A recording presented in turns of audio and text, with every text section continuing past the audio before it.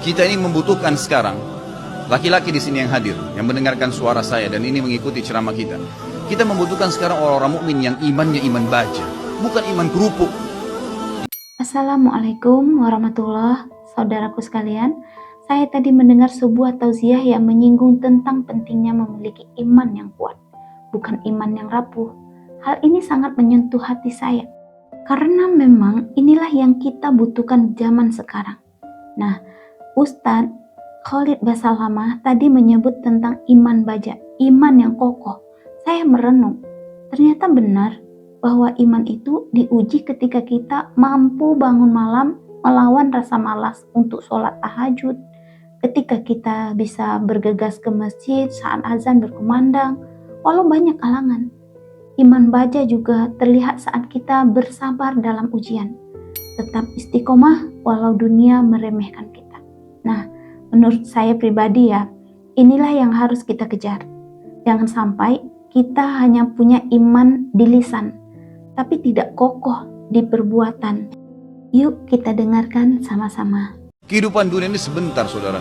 Sebentar kehidupan dunia ini. Sampai kapan?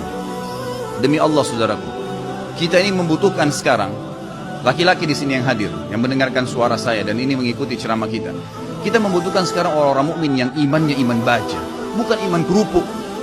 Yang kita butuh ini sekarang ikhwah sekalian dan akhwat di belakang sana yang mendengarkan saya dan mendengarkan ceramah ini. Kita butuh iman-iman baja yang kalau malam bangun dari ranjang lawan syaitan untuk sholat tahajud, bukan tidur terus menerus.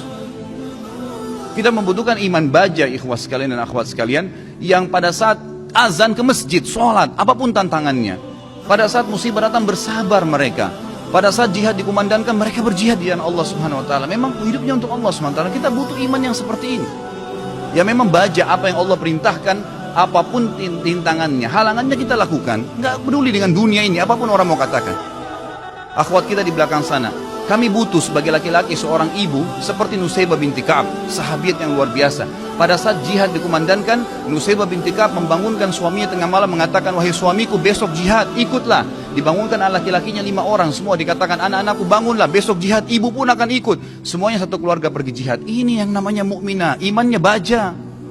Bukan suaminya mau bangun sholat malam, sebentar mas, jangan bangun dulu. Malah kempes, dikempesin. Suaminya mau poligami, jangan, saya cemburu. Hukum Allah Subhanahu wa taala. Kita butuh wanita mukminah seperti Aisyah radhiyallahu anha. Waktu Nabi SAW menikah dengan Zainab, disambut oleh Aisyah dengan senyum karena dia tahu ini hukum Allah, gitu kan? Masalahnya imannya iman baja, bukan iman kerupuk yang diketuk langsung pecah. Nah ini yang membuat umat Islam lemah, karena iman kita kendor, kempes, nggak ada apa-apa. Sedikit godaan syaitan, dibising sedikit langsung kendor. Pakai jilbab besar, kemudian digoda sama temannya, sedikit saja, oh kamu alim ya, ditinggalkan jilbabnya. Subhanallah. Kita butuh orang-orang mukmin dan mukminah yang hadir di majelis ilmu dengan iman baja. Memang mau mempelajari hukum Allah SWT halal haram. Sepertinya anda hadir ini iman baja namanya. Hadir di majelis ilmu sebagaimana orang-orang fasik. Mau berapa jam dari malam sampai subuh di diskotik, tidak rasa capek.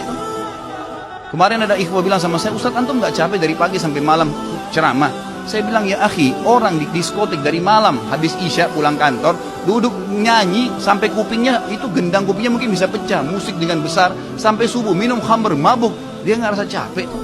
Merasa, oh saya tadi malam terhibur. Kenapa kita sebagai orang yang beriman tidak mengatakan saya terhibur dengan majelis ilmu? Saya terhibur dengan bertemu dengan para ulama, dengan sholat malam, dengan membela agama Allah Subhanahu wa taala. Ini yang dibutuhkan, gitu kan? Kita butuh seorang muslimah, saudari kita yang seperti Rumaisa radhiyallahu anha, yang pada saat suaminya sedih, dia menghiburnya, anaknya mati. Suaminya sangat sayang dengan anak laki-lakinya. Pada saat meninggal dunia, kata Rumaisa radhiyallahu anha, jangan ada yang sampaikan kepada suami saya bahwasanya anak ini sudah mati, karena suami saya sangat sayang dengan dia.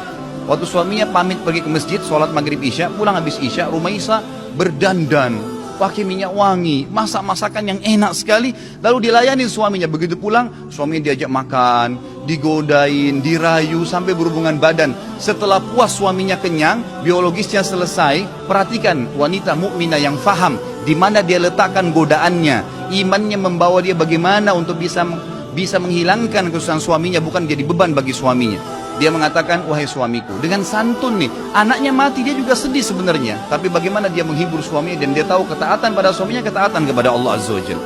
Apa yang dia bilang? Wahai suamiku, bagaimana pendapat Anda kalau seandainya tetangga pernah pinjamin sesuatu, lalu saja tetangga memintanya, pemiliknya minta benda itu? Apakah kita akan mengembalikan? Kata suami, tentu saja, itu hak orang. Kata Rumaisa dengan tenang, dengan sangat luar biasa kasih sayang sama suaminya, dia mengatakan, wahai suamiku, kalau begitu berharaplah pahala dari Allah, karena ya, Allah SWT yang menitipkan anak kita telah mengambilnya. Suaminya langsung marah, mengatakan, kenapa kau tidak cipta dengan saya, wahai Rumaisa? Kau membiarkan saya memakan makanan, menikmati tubuhmu, lalu kemudian kau memberitahukan setelah itu bahwasanya anak kita mati, gitu kan? Dengan sangat tenang. Lalu kata Rumaisa, itulah yang saya ingin lakukan untuk menghiburmu. Lalu kata suaminya, saya akan laporkan kepada Nabi SAW. Suaminya bagi Nabi SAW malam itu berkata, ya Rasulullah, begini yang terjadi. Nabi SAW senyum, ya, lalu berkata, apakah kalian berhubungan malam itu? Kata keduanya, iya ya Rasulullah. Kata Nabi SAW, semoga Allah berkahi, betul hamil gara-gara hubungan malam itu. Dan tahun depannya lahir seorang anak mujahid dari kalangan sahabat yang hanya besar mati syahid di jalan Allah Subhanahu Wa Taala. Ini yang kita butuhkan, orang-orang yang punya iman, ikhwas sekalian. Sampai kapan kita mau berlalai-lalai, gitu kan? Sampai kapan kita mau berlemah-lemah? Malu dengan pakai busana muslim, subhanallah, gitu kan? Malu dengan simbol Islam, subhanallah. Enggak usah jadi muslim sekalian. Saya berapa kali nasihati ikhwan dan akhwat saya, kalau ada yang bertanya, Ustaz, ada satu tetangga saya, ada saudara saya murtad, bagaimana saran Anda? Saya bilang, tinggalin dia. Islam gak butuh dengan orang murtad, biarin dia murtad, masuk neraka sendiri. Kenapa kita harus bingung dengan satu orang murtad dan kita tinggalkan orang-orang tetangga kita muslim yang butuh bantuan makan, yang kalau diajak ke masjid mau sholat, itu yang kita dakwahin. Orang yang tidak mau iman tinggalin aja, gak usah diikutin, gitu kan? Itulah yang disampaikan Ustadz kita. Semoga Allah menjadikan kita termasuk orang-orang yang beriman yang kuat, yang hidupnya betul-betul untuk Allah. Mari kita sama-sama berusaha melatih diri agar iman kita tapi tegar menghadapi tantangan. Sekian dulu dari saya. Wassalamualaikum warahmatullahi wabarakatuh.